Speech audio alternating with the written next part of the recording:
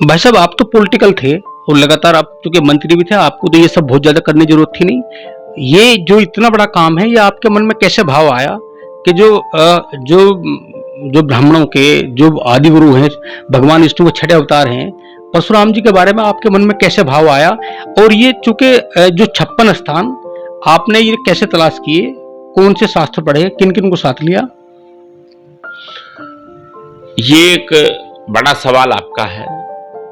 ये कुंभ में जब 2018 यानी कि 19 के कुंभ की तैयारी चल रही थी, तो वहां एक सवाल खड़ा हुआ कि भगवान श्री परशुराम जी की जन्मभूमि कहाँ है। और वो मंच पे से पूछा, उस मंच पर से जहां माननीय कलराज मिश्र जी उस सम्मेलन में थे, राष्ट्रीय परशुराम परिषद के उस मंच पर जहां जगत गुरु शंकराचार्य जी बैठे हुए थे, उस मंच पर जहां आचार्य महामंडलेश्वर कैलासानंद जी बैठे हुए थे, तो ये सवाल बड़ा हो गया था सबके लिए कि भगवान परशुराम जी की जन्मभूमि के बारे में हम भी अनभिज्ञ थे।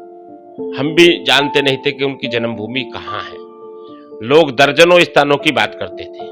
उसी में ये बात निकली कि इन स्थानों की खोज होनी चाहिए और ये पता लगाना चाहिए कि भगवान परशुराम जी की जन्मभूमि कहाँ है।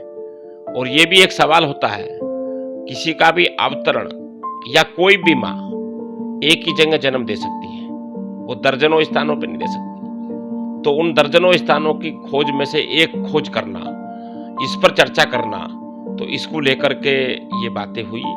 और उसके साथ साथ ये श्री परशुराम राष्ट्रीय शोध पीठ की स्थापना हुई, जिसमें विद्वानों की खोज हुई, उसमें 18 कुलपतियों की खोज हुई, अपना योगदान देने वालों की खोज हुई। तो उन्होंने जो हमारे धार्मिक ग्रंथ हैं हिंदुओं के, उन ग्रंथों पर उनका अध्ययन हुआ, अलग अलग स्थानों से चीजें निकाली गई, अलग अलग पुराणे पढ़ी गई और महापुराणों को देखा गया, रावण संहिता को पढ़ा गया, तो उसमें से जगह जगह स्थान निकले। जो भाई साहब, अभी आपने बताया कि भगवान परशुराम एकात्म केंद्र आप बना रहे हैं, तो इसकी क्या कल्पना है? क्योंकि ये तो इतना आसान काम तो है नहीं। आपकी क्या कल्पना है, इसमें क्या क्या होगा? जो विषय आया जब जन्मभूमि पर गए भगवान परशुराम जी की जाना पाऊ में, और शोध में भी आया, डॉक्टर राजाराम जी ने और केवी कृष्ण जी ने उसका उल्लेख भी किया है। जो ये जन्मभूमि है, पहाड़ी पर है, वहां पर एक बड़ा औषधि का केंद्र पाया गया। और माता रेणुका जो थी, वो वहां ऐसी दवाई भी दिया करती थी उस सतयुग काल में कि जिससे लोग बड़ा विचारमान, ज्ञानवान और बड़े जो बलशाली जन्म लिया करते थे। तो वहां औषधि केंद्र की बात जब शुरू हुई, तो वहां एक विषय उठा है कि उसी स्थान पर एक श्री परशुराम जी एकात्म विश्वविद्यालय की स्थापना की जाए, वहां एक बड़ा शोध केंद्र हो, और वो शोध केंद्र जो है वहां पर शोधकर्ता होंगे, और वहां पर एक विश्वविद्यालय की स्थापना के साथ साथ में वहां देश के, वहां ऐसे परिवार के बच्चों को वहां से ज्ञान से भरपूर उस विश्वविद्यालय से भेजा जाएगा। तो वो एक कल्पना की गई है।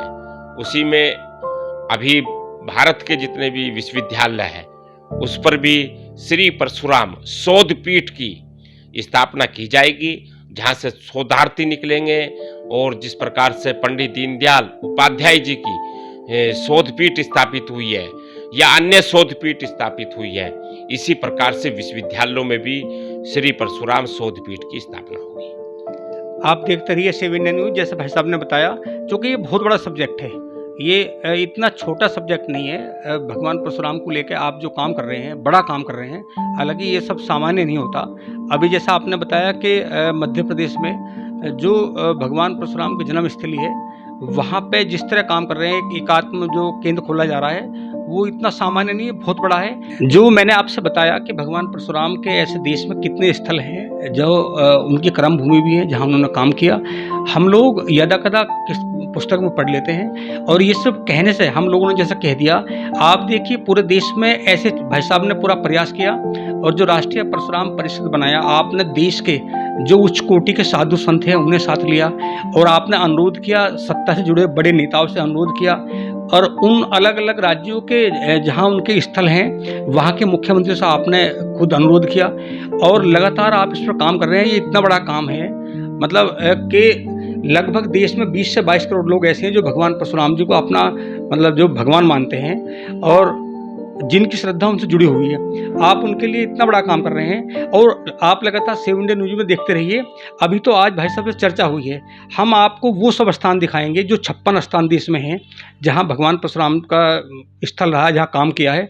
हम एक एक करके आपको लगातार वे सब स्थल दिखाएंगे और वो काम भी दिखाएंगे जहाँ माननीय सुनील भराला जी ने पूरी सत्ता के साथ, साधु संतों के साथ, वहाँ के लोगों के साथ, गणमान्य लोगों के साथ और उन अपने लोगों के साथ जिनका भावनात्मक आपसे जुड़ाव है, आप लगातार बड़े पैमाने पर काम कर रहे हैं। ये बहुत बड़ा काम है, तो हम लगातार आपको दिखाते रहेंगे।